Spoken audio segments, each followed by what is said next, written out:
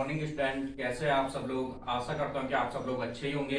और जैसा कि आप सब लोगों को पता ही कि आखिरी टाइम हम आपका नवपाषाण काल के बारे में पढ़ रहे थे और नवपाषाण काल के स्तर और नवपाषाण काल के बारे में मुख्य मुख्य जानकारी हम देख चुके थे। और जो इसका आपका आखिरी टॉपिक बचा था नवपाषाण काल का, वो है आपके नवपाषाण काल के औजार। तो आज देखते हैं हम आपके नवपाषाण काल के औजारों के बारे में, किस किस प्रकार से नवपाषाण काल के लोग किन किन औजारों का प्रयोग करते थे। और जो आपके औजार, इन औजारों से आपके काफी क्वेश्चन पूछे जाते हैं, तो इसीलिए देखते हैं, ज्यादा टाइम खराब ना करते हुए स्टार्ट करते हैं आज का अपना टॉपिक नवपाषाण कालीन औजार। ठीक है, तो जैसे कि आपको पता ही लग रहा है कि पाषाण काल, पाषाण अर्थात पत्थर, यानी इस समय भी लोग क्या करते होंगे, आपके पत्थर के औजारों का प्रयोग करते होंगे मुख्यतः। और देखते हैं किस किस प्रकार के पत्थर के औजारों का प्रयोग करते थे। ठीक है, तो देखिए पहली चीज का हमारा क्या है कि जो आपके नवपाषाण काल के लोग औजार प्रयोग करते थे तो कैसे होते थे, आपके पॉलिशदार होते थे और पत्थर के होते थे, है ना। क्या कहा, आपके जो नवपाषाण काल के युग के लोग जो औजारों का इस्तेमाल करते थे वो क्या होते थे, आपके पत्थर के होते थे, लेकिन कैसे होते थे, आपके पॉलिशदार, अर्थात उन पत्थरों को घिस के उनके ऊपर क्या किया जाता था, चमका दिया जाता था उन्हें, है ना। क्योंकि उस टाइम ऐसी पॉलिश वगैरह तो कुछ होती नहीं थी। पॉलिशदार कहने का मतलब क्या, उन पत्थरों को घिस कर उनके ऊपर चमक ला दी जाती थी। ठीक है, तो पहला क्वेश्चन आपसे ये बनता है कि नवपाषाण काल के औजार के लोग किस प्रकार के पत्थरों का औजार का उपयोग करते थे। तो किस प्रकार के, आपके पॉलिशदार पत्थर के औजारों का प्रयोग करते थे। ठीक है, अच्छा देखो, जो आपके नवपाषाण काल के औजारों की दूसरी मुख्य विशेषता है क्या है, आपकी कुल्हाड़ी। क्या कहा, कुल्हाड़ी। और कैसी कुल्हाड़ी, पत्थर की कुल्हाड़ी, है ना। तो जो आपके नवपाषाण काल के लोग थे वो क्या करते थे, आपके पत्थर की कुल्हाड़ियों का प्रयोग करते थे। किसकी कहा, पत्थर की कुल्हाड़ियों का उपयोग करते थे। नवपाषाण काल में औजारों की विशेषता क्या थी, कुल्हाड़ियों का प्रयोग होता था। और कौन सी कुल्हाड़ी, पत्थर की बनी हुई कुल्हाड़ियों का प्रयोग होता था। और जितने भी हमारे भारत में नवपाषाण कालीन क्षेत्र मिले हैं उन सबको इन कुल्हाड़ियों के अलग अलग प्रकार के आधार पर ही 3 भागों में बांटा गया है। आई बात समझे। पहली बात तो मैंने क्या कही आपको, नवपाषाण काल के औजार पढ़ रहे हैं, किस चीज के औजार का प्रयोग करते थे, आपके पत्थरों के पॉलिशदार औजारों का प्रयोग किया जाता था। दूसरा क्या है, जो इस काल के मुख्य औजार थे क्या था, आपके पत्थरों की बनी हुई कुल्हाड़ी थी। ठीक है, तीसरी चीज क्या कही मैंने आपको कि जो कुल्हाड़ियां होती थी, इन कुल्हाड़ियों के अलग अलग प्रकार की कुल्हाड़ियां पूरे भारत में पाई गई हैं। और इन्हीं कुल्हाड़ियों के आधार पर क्या है, जितने भी भारत में नवपाषाण कालीन स्थल है उनको 3 भागों में बांटा गया है। पहला स्तर कौन सा आता है आपका, उत्तरी पश्चिमी समूह। क्या कहा, उत्तरी पश्चिमी समूह। ठीक है, यानी जो आपका जम्मू कश्मीर, राजस्थान और ये आपका क्या होगा, जो आपका वर्तमान पाकिस्तान है उस वाले भाग की बात करते हैं। ठीक है, तो इस भाग में लोग क्या करते थे, जो यहाँ की कुल्हाड़ी थे, देखो आपके क्या थी, वक्रधार, वक्रधार वाली आयताकार कुल्हाड़ियों का प्रयोग करते थे। ठीक है, कौन, उत्तरी पश्चिमी समूह के लोग क्या करते थे, आपके वक्रधार वाली आयताकार कुल्हाड़ियों का प्रयोग करते थे। मतलब ये कुल्हाड़ियां जो कुछ होती थी इस तरीके की बनी होती थी। देखिए मैंने आपके लिए यहाँ पे बना के रखा है, अगर आपको दिखाई नहीं दे रहा तो मैं फिर से बना देता हूँ। इस तरीके की आयताकार, और इसमें जो आगे से जहां से काटने के लिए प्रयोग करते हैं वो क्या होता था, आपका वक्राकार होता था। और इसको क्या होता है, घिस घिस कर क्या कर दिया जाता, आपका नुकीला बना दिया जाता था आगे से, ताकि आसानी से कुछ भी चीज को क्या कर सके, आपका काट सके। ठीक है, तो जो इस तरीके की कुल्हाड़ियां आपकी वक्रधार वाली आयताकार कुल्हाड़ी, यानी जो आगे से होती थी, आगे से कैसे होती थी, आपकी वक्राकार होती थी। ठीक है, अगर आपको दिखाई दे रहा तो रुको मैं फिर से बना के बताता हूँ आपको। देखिए क्या है, आपका आगे से क्या होती थी, आपकी वक्राकार, है ना, वक्राकार। इस प्रकार से आपके पीछे से आयताकार होती थी। और जिस भाग से आपको क्या होता है, कुछ चीज काटनी वगैरह होती थी, वो चीज क्या होती थी, आपकी इस तरीके से आपकी वक्र के आकार की होती थी, और नुकीली उसको घुस घुस कर क्या कर दिया जाता, आपका नुकीला कर दिया जाता था। ठीक है, तो पहला समूह कौन सा, हमारा उत्तरी पश्चिमी समूह, जहां के लोग क्या करते थे, आपके वक्रधार वाली आयताकार कुल्हाड़ी का प्रयोग किया करते थे। ठीक है, अच्छा दूसरा आता है उत्तर पूर्वी समूह। ठीक है, तो उत्तर पूर्वी समूह से आप क्या समझे, जो हमारे नॉर्थ ईस्ट का क्षेत्र है। ठीक है, बंगाल, बिहार और जो अभी आसाम, उसाम, मणिपुर है ना, ये सब क्या हमारे उत्तर पूर्व के क्षेत्र में आते हैं। तो यहाँ के लोग किस प्रकार की कुल्हाड़ियों का प्रयोग करते थे, नवपाषाण काल की बात हो रही है। ठीक है, नवपाषाण कालीन लोग किस प्रकार की कुल्हाड़ियों का प्रयोग करते थे। ठीक है, देखो एक तो क्या है, पॉलिशदार पत्थर की होती थी, जिनमें क्या होता था, आयताकार दस्ता लगा होता था, और कभी कभी कंधेदार खंतियां लगी होती थी। ठीक है, तो इनकी क्या थी, जो कुल्हाड़ी, इनकी कुल्हाड़ियां कुछ इस प्रकार की होती थी। ये देखिए पीछे से जो इनका दस्ता मतलब जो पकड़ने के लिए होता था वो किस होता था, आपका आयताकार होता था, और आगे से क्या होती थी, आपकी खंतेदार होती थी। जैसे आपने कंघियां देखी होंगी ना, तो आगे से कंघी के प्रकार की होती थी, और पीछे से क्या होता था, पकड़ने के लिए एक आयताकार हत्था लगा होता था। ठीक है, तो उत्तर पूर्वी समूह की कुल्हाड़ी कैसी होती थी आपकी। ठीक है, पॉलिशदार तो होंगी, क्योंकि नवपाषाण काल में लोग कैसे इस्तेमाल करते थे, आपके पॉलिशदार पत्थरों के औजार का प्रयोग करते थे। तो क्या कहा, इनकी कुल्हाड़ियां पॉलिशदार पत्थर की होती थी। ठीक है, जिनमें आयताकार दस्ता लगा होता था, पीछे से पकड़ने के लिए क्या होता था, आयताकार होता था, और आगे से क्या होती थी, आपकी कंधेदार खंतियां लगी होती थी, मतलब इस तरीके की होती थी कुछ। ठीक है, तो दूसरा क्या है आपका, दूसरे क्षेत्र के जो उत्तर पूर्वी समूह थे वो इस प्रकार के कुल्हाड़ियों का प्रयोग किया करते थे। अब तीसरा समूह आता हमारा दक्षिणी समूह। ठीक है, तीसरा समूह क्या था हमारा, दक्षिणी समूह, यानी जो आपका साउथ का भारत का जो वर्तमान साउथ क्षेत्र है, कर्नाटक, महाराष्ट्र, तमिलनाडु वगैरह, ठीक है, आंध्र प्रदेश, ये सब यहाँ के लोग किस प्रकार की कुल्हाड़ियों का प्रयोग करते थे आपकी। ठीक है, इनकी बगलें होती जो क्या होती थी आपकी, अंडाकार होती थी, इनकी बगलें अंडाकार होती थी और इनमें क्या होता था, हत्था नुकीला होता था। ठीक है, इनकी बगलें क्या होती थी आपकी, अंडाकार, मतलब जो खोदने के लिए होता था आगे से क्या होता आपका अंडाकार होता था, और पकड़ने के लिए होता था पीछे से कैसा होता आपका नुकीला होता था। देखिए जो इनकी कुल्हाड़ी होती थी वो कुछ इस तरीके की होती थी। देखिए मैंने आपके लिए यहाँ पे बना भी रखी है इस तरीके से, ये क्या था, इनका हत्था था। ठीक है, देखिए क्या आपका, ठीक है, और हत्था नुकीला होता था, मतलब जो पकड़ने के प्रयोग होता था इस तरीके का बना होता था आपका, कुछ नुकीला सा, और आगे से होता जो कैसा होता था आपका, अंडाकार होता था। ठीक है, तो ये क्या थी आपकी दक्षिणी समूह की कुल्हाड़ियां थी। ठीक है, नवपाषाण काल के टाइम जो दक्षिणी लोग, दक्षिण क्षेत्र में जो लोग रहते थे वो इस प्रकार की कुल्हाड़ी का प्रयोग करते थे। ठीक है, तो ये जो नवपाषाण कुल्हाड़ियां थी उनके आधार पर जो हमारे क्या थे नवपाषाण कालीन क्षेत्र थे, उनको उनकी कुल्हाड़ियों के आकार या प्रकार के आधार पर 3 भागों में बांटा गया। पहला भाग मैंने क्या बताया आपको, उत्तर पश्चिमी समूह है ना, जहां के लोग क्या करते थे आपके वक्र धार वाली आयताकार कुल्हाड़ी का प्रयोग करते थे। ठीक है, दूसरा क्या बताया, उत्तर पूर्वी समूह है ना, आयताकार दस्ता लगा होता था, आगे से क्या होती थी, खंतियां बनी होती थी। और दक्षिणी समूह की बात करते तो वहां की क्या होती थी आपकी, जो दस्ता होता था वो क्या होता था आपका, नुकीला दस्ता होता था, और जो क्या होता था उनका आगे से खोदने का होता था अंडाकार होता था। इस तरीके से मैंने आपको तीनों की तीनों कुल्हाड़ियां बना के भी दिखाई है ना। ये कौन सी क्षेत्र की आपकी, उत्तर पश्चिमी क्षेत्र की, या आपकी उत्तर पूर्वी क्षेत्र की, आपकी कहाँ की है, दक्षिणी क्षेत्र की कुल्हाड़ियां हैं। ठीक है, तो ये तो क्या थे आपके पत्थरों के औजार थे। अच्छा देखो मैं आपको एक खास बात और बताता हूँ, जो हमारा क्या था आपका नवपाषाण काल था उसमें पत्थरों का औजारों का तो मेनली प्रयोग होता ही था, लेकिन भारत में ऐसी 2 जगहें भी मिली हैं जहां पे क्या है आपका पत्थरों के साथ साथ जानवरों की हड्डियों से बने हुए औजारों का प्रयोग भी होता था। ठीक है, तो आपसे कई बार क्वेश्चन पूछ लिया जाता है कि निम्न में से कौन से नवपाषाण कालीन स्थलों में हड्डियों के बने औजारों का भी प्रयोग किया जाता है, तो वो आपके कौन से 2 स्थल है, कौन सा, ठीक है, कश्मीर में मैंने आपको क्या क्या पढ़ाया था, जब मैंने आपको पढ़ाया था, ठीक है, नवपाषाण कालीन स्थल पढ़ाए थे, तो मैंने आपको बताया होगा कश्मीर में कौन कौन सा था आपका, एक तो क्या था आपका गुफर काल, दूसरा क्या था आपका ब्रुजहोम, है ना, और एक मैंने आपको चिरांद भी बताया होगा, चिरांद क्या है आपका बिहार में, है ना। तो जो आपके ये नवपाषाण कालीन स्थल है जो आपका कहाँ है आपके कश्मीर में, गुफर काल और बुरजोम, और दूसरा मैंने आपको बिहार में बताया चिरांद, है ना। तो ये जो स्थल है आपके कश्मीर और बिहार में, यहाँ के लोग क्या करते थे आपके पत्थरों के औजारों के साथ साथ क्या करते थे, जानवरों की हड्डियों के बने हुए औजारों का प्रयोग भी करते थे, तो इसीलिए आपका ये इंपॉर्टेंट हो जाता है, कई बार आपसे पूछा भी गया आपके पेपरों में। ठीक है, तो देखो मैंने क्या कहा आपको, देखो ये मैंने लिखा है यहाँ पे चिरांद और कश्मीर में पत्थर के औजारों के अतिरिक्त हड्डियों से बने हुए औजारों का भी प्रयोग होता था। ठीक है, तो ये बात समझ में आई, आपसे कई बार पूछा जाता है, ये भी पूछा गया है, 2 बार क्वेश्चन देखा है मैंने कहीं किसी पेपर में, क्या पूछा गया आपसे, पूछा गया था कि हाँ नवपाषाण कालीन, ठीक है, कुल्हाड़ियों के आधार पर या क्या कहते हैं आपके भारत में कितने प्रकार की नवपाषाण कालीन कुल्हाड़ियां पाई गई है, या इन कुल्हाड़ियों के आधार पर भारत में कितने नवपाषाण कालीन क्षेत्र है ना, तो कितने आपके 3, और कितने प्रकार की पाई गई है 3, आयताकार वक्रधार वाली आयताकार, दूसरी क्या आपकी आयताकार दस्ते खंतेदार वाली है, और तीसरी क्या आपकी अंडाकार वाली, है ना। तो ये भी क्वेश्चन, और अगला क्वेश्चन क्या बताया मैंने आपको, ठीक है, कि चिरांद और कश्मीर में 2 नवपाषाण कालीन स्थल आपके कौन कौन,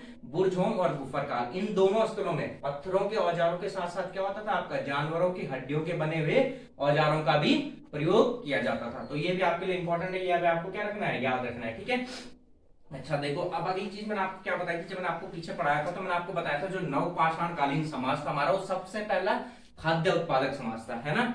जिससे पहले हमारा जो पूरा पाषाण काल या मध्य पाषाण काल आया था वो क्या था हमारा प्रथम पशुपालक समाज था, और जो हमारा नवपाषाण कालीन आया, नवपाषाण काल आया, तो नवपाषाण कालीन समाज हमारा कैसा था, प्रथम खाद्य उत्पादक समाज, अर्थात इस समय के लोग सबसे पहले, इसी समय के लोगों ने क्या किया था, आपकी खेतीबाड़ी करना स्टार्ट की थी और अनाज उपजाना स्टार्ट किया था, है ना। उससे पहले मैं आपको सारी चीजें बता चुका हूँ, आप पीछे वाली वीडियो जाके देख सकते हैं। ठीक है, अच्छा तो देखो जब ये क्या करते आपका अनाज वगैरह उपजा रहे थे तो उस टाइम हल या बैल वगैरह की जानकारी तो थी नहीं, तो ये क्या करते थे आपके, ठीक है, ये जो इनकी कुदाल बनाई होती थी ना, इन कुदालों से क्या करते थे आपके जमीन खोदते थे और वहां में बीज वगैरह बोते थे, है ना। जब आपको तो पता ही है जब आपको क्या करना है, खेती बाड़ी करनी, तो आपको जमीन को क्या मिट्टी को पलटना पड़ेगा, ठीक है, बीज वगैरह डालना पड़ेंगे, तब जाके आपकी क्या होती है फसल उगती है।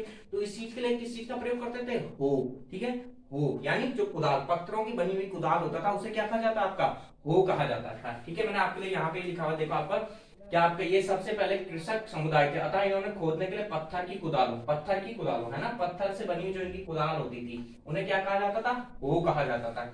और खोदने के डंडों से जमीन को खोदते थे।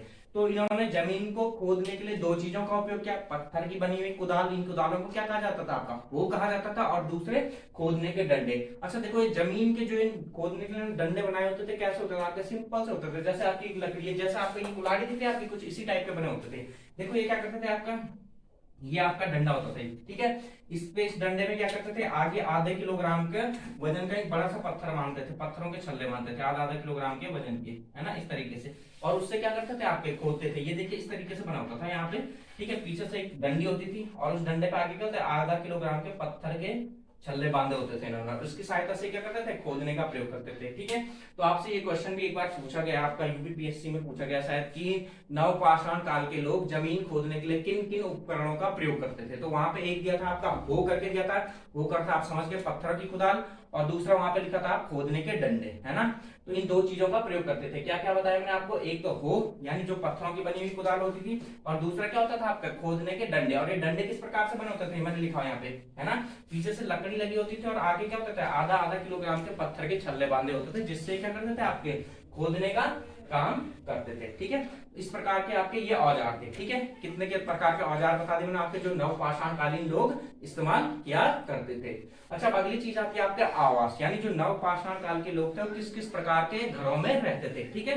तो जब नवपाषाण काल के लोग थे आपके, वो मेनली, ठीक है, मिट्टी और सरकंडों से बने हुए, क्या कहा मैंने आपका, मिट्टी और सरकंडों से बने हुए आयताकार और गोलाकार घर में रहते थे। आपकी समझ में आओगे, यानी जो आपने देखे होंगे चित्र वगैरह भी बनाया होगा, कभी देखा होगा, तो जो घर बने होते थे कैसे होते थे आपके, सरकंडों के बने होते थे और गोलाकार होती थी, जो झोपड़ियां बनी होती थी, है ना।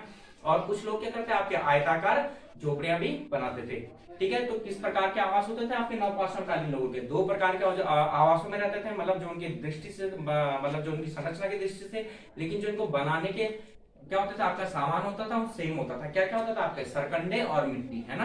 तो ये जो आपके नवपाषाण काल के लोग थे, ये दो प्रकार के घरों में रहते थे। कौन कौन से आपके, क्या कहा, पहला तो मैंने आपको क्या बताया, मिट्टी और सरकंडों से बने हुए आयताकार और गोलाकार घरों में रहा करते थे, ठीक है।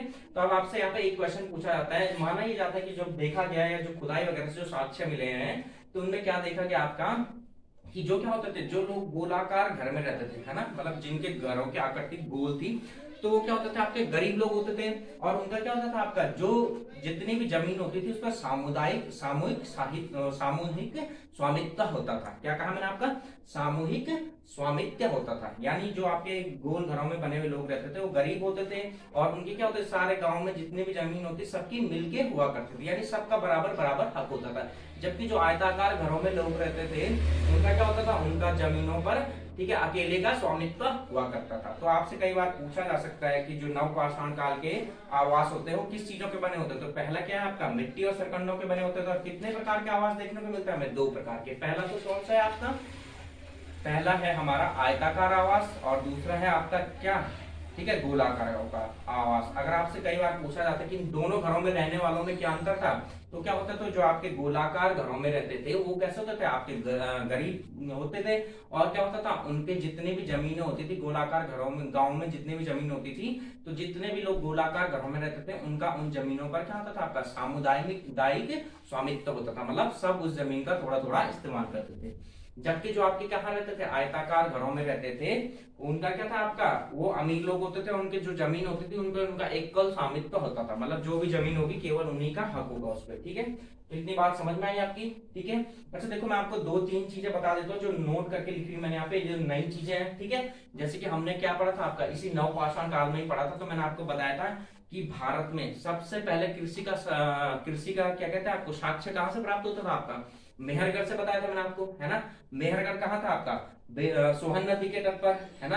मेहरगढ़ था आपका सोहन नदी के तट पर, जो कि आपका क्या है, वर्तमान पाकिस्तान में है, ठीक है। और वहां से आपके 7000 ईस्वी पूर्व क्या मिले थे आपको, कृषि का साहित्य मिला था, लेकिन मैंने साक्ष्य मिला था, ठीक है, सॉरी, क्या साहित्य नहीं बल्कि क्या मिला था आपको, साक्ष्य मिला था, ठीक है। लेकिन अब वो खोज पुरानी हो चुकी है। अब क्या भी अभी अभी आपकी रिसेंट में एक नई खोज भी है, जिसमें क्या आपका, जो भारत में क्या आपके, देखो मैंने यहाँ पे आपका लिख भी रखा नोट करके, ठीक है। देखो क्या लिखा मैंने, आप ध्यान से सुनिए। नवीनतम साक्ष्य के अनुसार, ठीक है, नवीनतम साक्ष्य के अनुसार भारत में कृषि का प्राचीनतम साक्ष्य, क्या कहा मैंने आपके, नवीनतम साक्ष्यों के अनुसार भारत में कृषि का प्राचीनतम साक्ष्य यूपी यानी उत्तर प्रदेश के संत कबीर नगर, ठीक है, क्या कहा मैंने, संत कबीर नगर जिले में, क्या कहा, संत कबीर नगर जिले में लहुरा देव, क्या, लहुरा देव, है ना, जहां का कब से मिला आपके कृषि का साक्ष्य, 9000 से 7000 ईस्वी पूर्व, क्या, 9000 से 7000 ईस्वी पूर्व। जबकि जो हमारा मेहरगढ़ था जो आपका बलूचिस्तान में है ना, जिसे ब्रेड बास्केट ऑफ पाकिस्तान भी कहते थे, वहां कब से मिले थे आपके, 7000 ईस्वी पूर्व से। और ये देखिए आपको कब से मिल रहा है, यूपी के लहुरा देव में 9000 ईस्वी पूर्व से, ठीक है।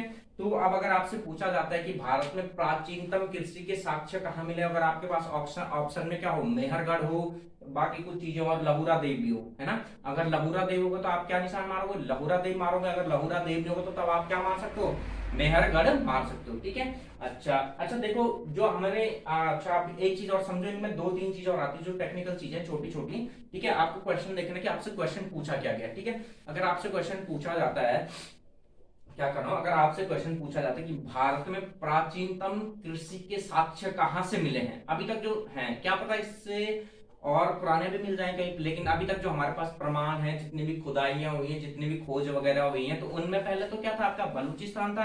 अभी जो नवीनतम खोजें हुई हैं उनके अनुसार क्या है आपका, लहुरा देव, यूपी के संत कबीर नगर जिले में 9000 से 7000 ईस्वी पूर्व। किसके साक्ष्य मिले हैं यहाँ पर, चावल के साक्ष्य, ठीक है। तो आप क्वेश्चन सुनो, यहाँ से 3-4 टाइप के क्वेश्चन बन सकते हैं और बहुत इंपॉर्टेंट क्वेश्चन है। पहला क्वेश्चन सुनो, ठीक है, आप उत्तर दोगे, ठीक है। आप ढंग से सुनिए कि भारत में प्राचीनतम कृषि के साक्ष्य कहां से प्राप्त हुए, उत्तर लहुरा देव, ठीक है, संत कबीर नगर यूपी में, है ना, 9000 से 7000 ईस्वी पूर्व का किसी के साक्ष्य मिले, यहाँ से चावल के साक्ष्य मिले, ठीक है। बात आ गई समझ में, ठीक है। अब दूसरा क्वेश्चन पूछता हूं आपसे, ठीक है। भारत में सबसे पहले, क्या कहा मैंने, क्वेश्चन ध्यान से सुनना, भारत में सबसे पहले गेहूं के प्राचीनतम साक्ष्य कहां से मिलते हैं, क्या कहा, भारत में गेहूं के प्राचीनतम साक्ष्य कहां से मिलते हैं। तो इसका उत्तर क्या होगा आपका, मेहरगढ़ का, मेहरगढ़ कहां है, जो आपका पाकिस्तान में है ना, बलूचिस्तान, ठीक है। तो क्वेश्चन समझ में आया। पहला तो क्या, अगर पूछेगा आपसे कि प्राचीनतम कृषि के साक्ष्य कहां से मिलते हैं, लहुरा देव, ठीक है। हाँ, अगर आपसे वो क्वेश्चन इस तरीके से घुमा के भी पूछ सकता है कि भारत में प्राचीनतम चावल की कृषि के साक्ष्य कहां से मिलते हैं, तो वो भी कहां से मिलता है, आपके लहुरा देव से ही मिलते हैं, ठीक है। और जो मैंने अगला क्वेश्चन पूछा कि भारत में प्राचीनतम गेहूं उपजाने के साक्ष्य कहां से मिलते हैं, कहां से मिलते हैं, मेहरगढ़, ठीक है। बात समझ में आई, ठीक है। अच्छा, इससे पहले जो अगर हमारा क्या, अगर ये हमारा लहुरा देव में मिलता जो क्या आपका कहा यूपी में, तो इससे पहले जो आपका प्राचीनतम गेहूं के साक्ष्य थे, ना गेहूं के नहीं चावल के, ठीक है। जो आपके प्राचीनतम किसके साक्ष्य थे, गेहूं चावल के साक्ष्य थे, है ना। जब तक आपका क्या लहुरा देव नहीं मिला था, जो कि अब क्या है आपका प्राचीनतम कृषि का साक्ष्य भी है और प्राचीनतम चावल के साक्ष्य भी है, ठीक है। उससे पहले अगर आपसे पूछा जाता था कि प्राचीन भारत में चावल उपजाने के प्राचीनतम साक्ष्य कहां से मिलते, तो कौन था आपका, कोल्डी हवा, क्या था आपका, कोल्डी हवा, इलाहाबाद में था, है ना।